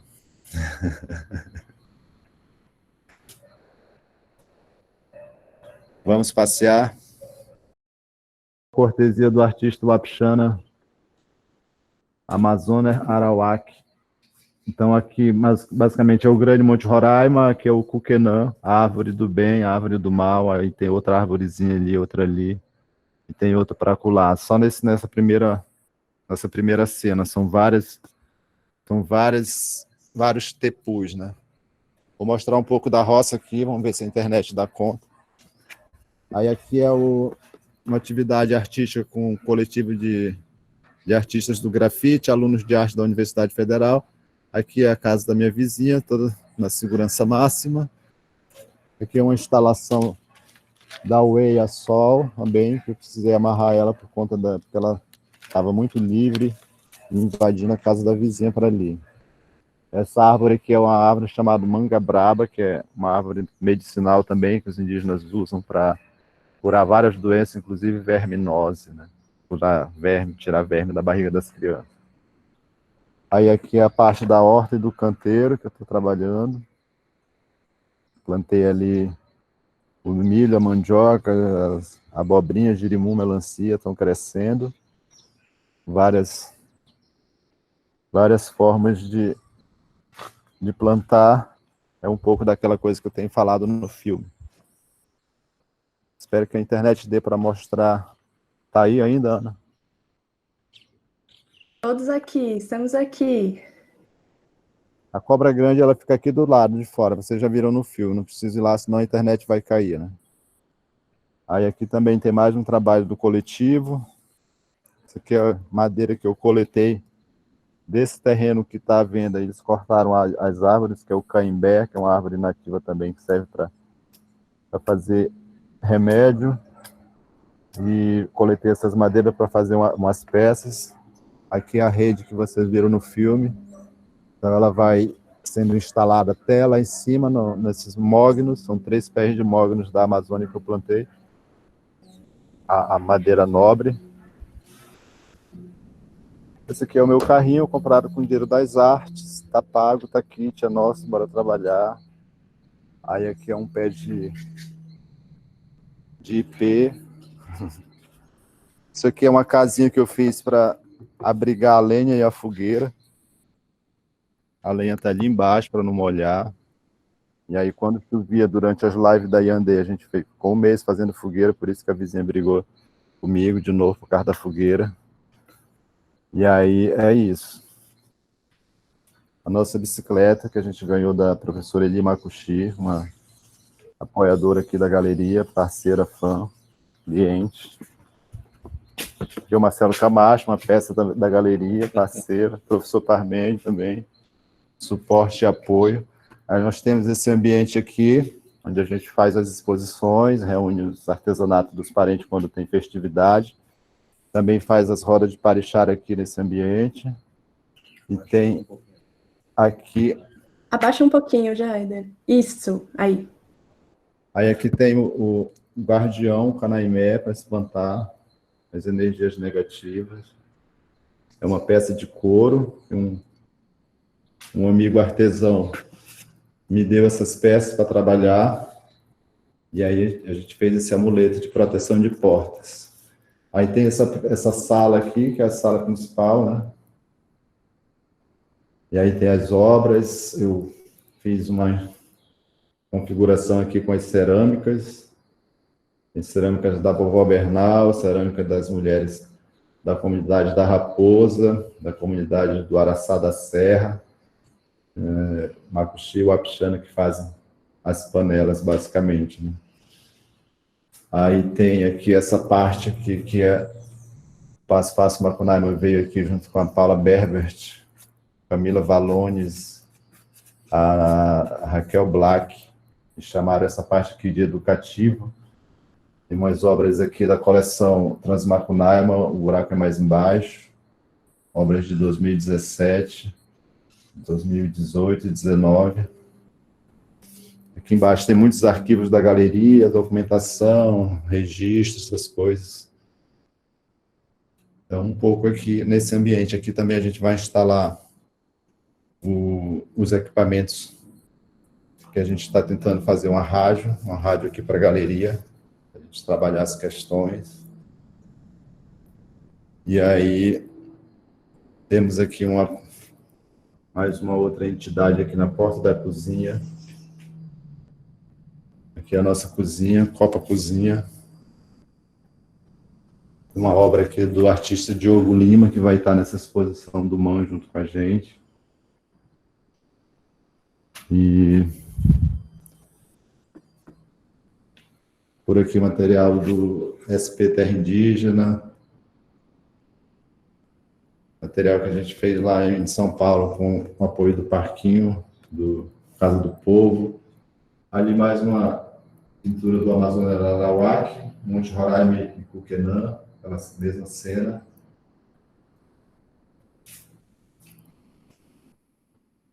Um pouco nos trabalhos de 2016, 2018. E aí temos aqui um lavabo, banheiro social.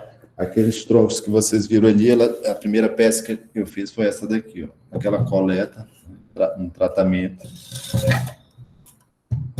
a madeira do caimbé.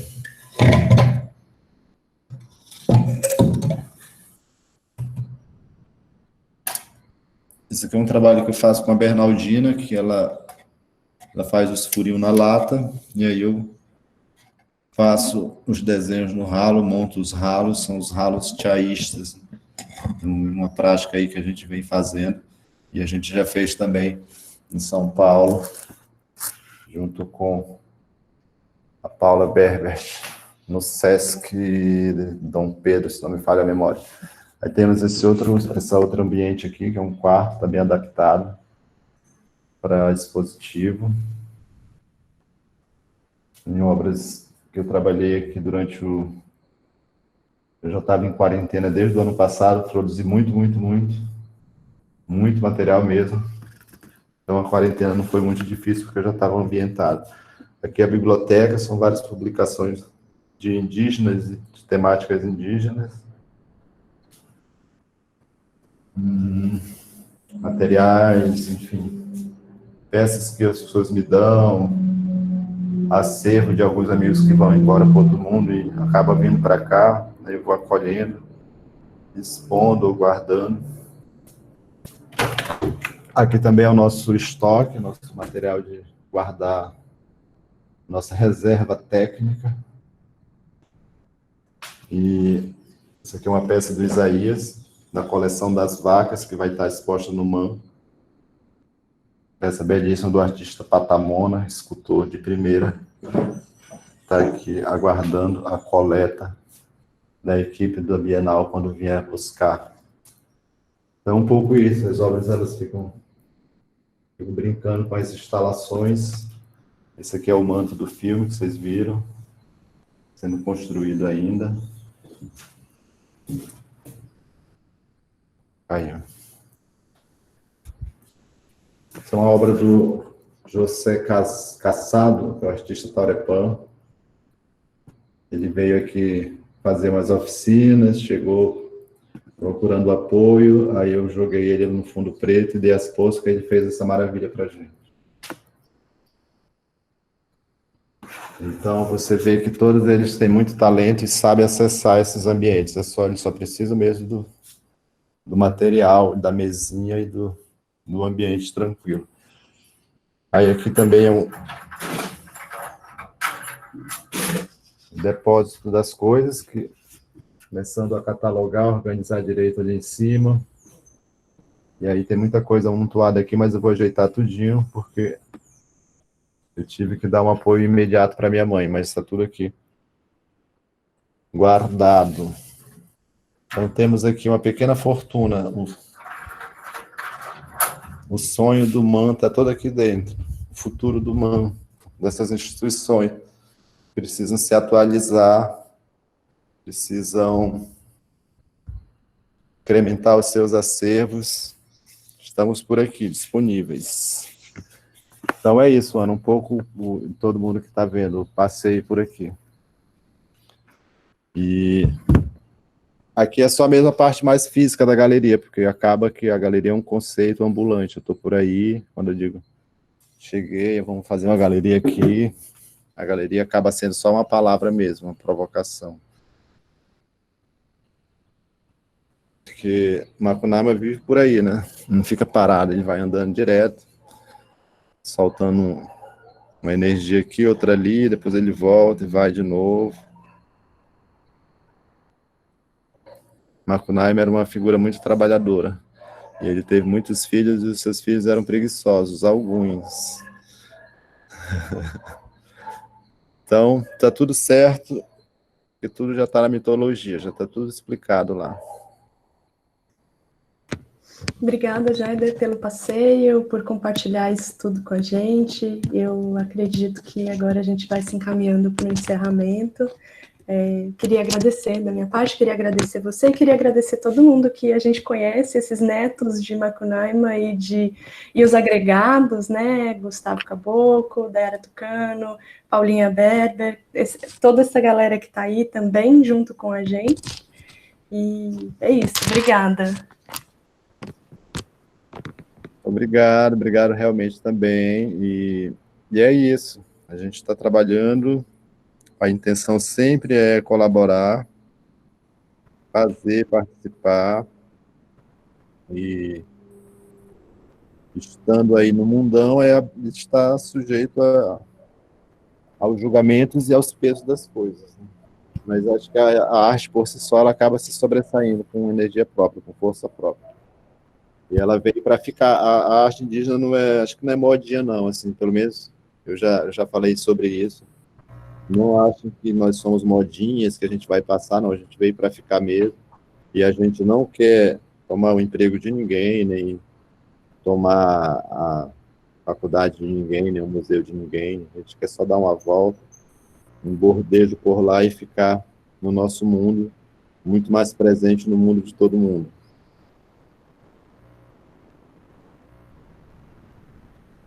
Isso aí, Jader, gostaria também de agradecer pela sua disposição, pelo tour na galeria e por todo esse aprendizado que a gente teve hoje. E, enfim, passo também agora para o professor Luciano e para a Renata. Muito obrigada. Obrigada, Thaís e Elô, pelas palavras. São de todos nós que tivemos o prazer de acompanhar o Jader. Fico muito feliz de ter essa audiência merecidíssima, né? Os ouvidos, os corações vão continuar com você, que você ganhe todos os prêmios, compre este terreno e outros mais, construa muitas malocas, arme fogueiras, né? Faça suas provocações e que essa sua zona de resistência seja sempre muito forte, conte sempre conosco, que o seu trabalho realmente tem sido fundamental e foi um prazer enorme, Jader. Obrigada mesmo por toda a sua disposição após, né, termos que interromper os planos da exposição Gênio Pafal, e a gente quer muito, como dissemos no início, teremos muito prazer em fazê-la realmente e nos reencontrarmos todos pessoalmente na FAUSP, seja no próximo semestre ou no próximo ano, e poder te abraçar novamente. Então, eu passo para o Luciano. Eu também gostaria de agradecer muito ao Jader e dizer que realmente foi um encontro superior às melhores expectativas. Aprendimos, todo mundo acha que aprendeu muito na fala do Jader. Eu dificilmente vou esquecer, digamos assim, essa ideia de artista, curador, pajé, ilusionista, ilustrador, não é? E também essa ideia de arte que você colocou como manipular ou comunicar por meio do fazer, uma visão do mundo, portanto, uma espécie de ecologia do fazer. Eu acho que são duas contribuições muito, muito importantes. Naturalmente, eu desejo, todo mundo aqui deseja que seja a primeira de uma série de falas, de intervenções, e realmente desejamos para você todo o sucesso do mundo. Muito obrigado.